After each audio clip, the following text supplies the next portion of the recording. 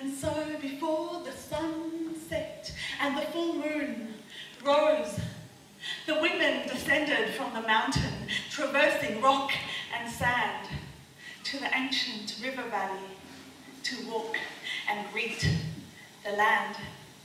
With music in their ears and laughter in their bellies, they barely noticed the hostages' faces screamed on all the tellings. They had captured and taken another two, those fundamentalists from over the hill, while the women set up camp on the river shore, told stories, and the night was still.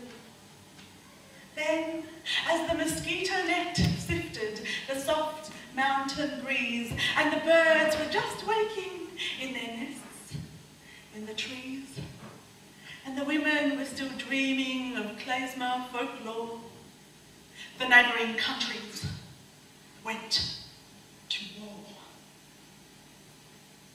Bang!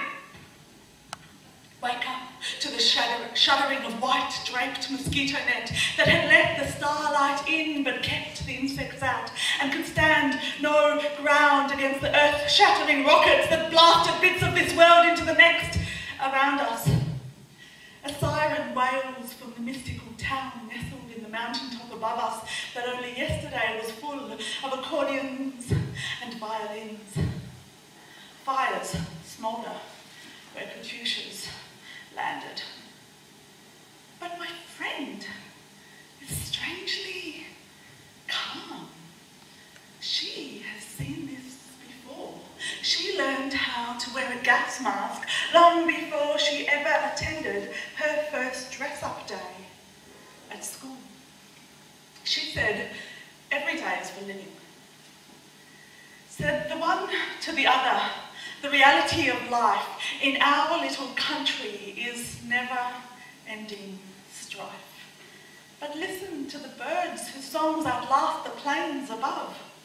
Today is our day to immerse ourselves in nature and peace and love.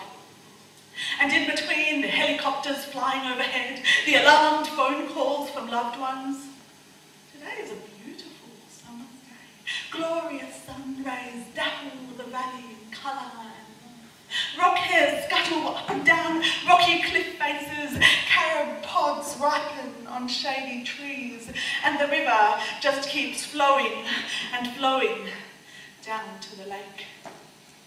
Rockets sail through blue skies.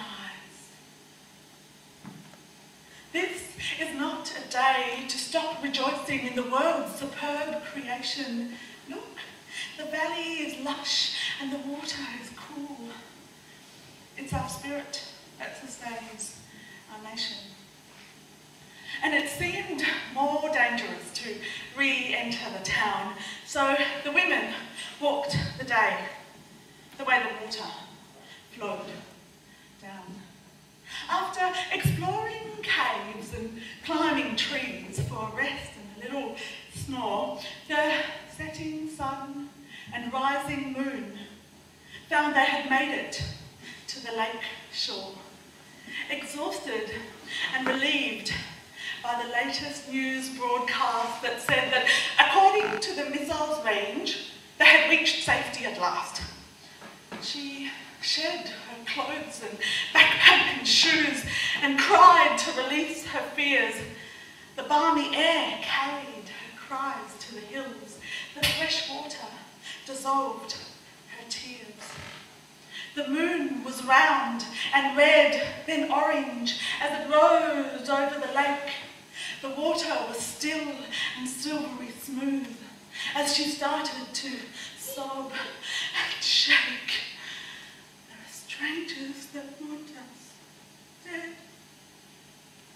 Then, back on the shore, her good friend taught the teary one a song of love for the land, its waters and people, that serenaded them all night long. Mosquito net hung from a tree once again to protect them from biting afflictions. And thus the night passed, while the war carried on in the land of intense contradictions.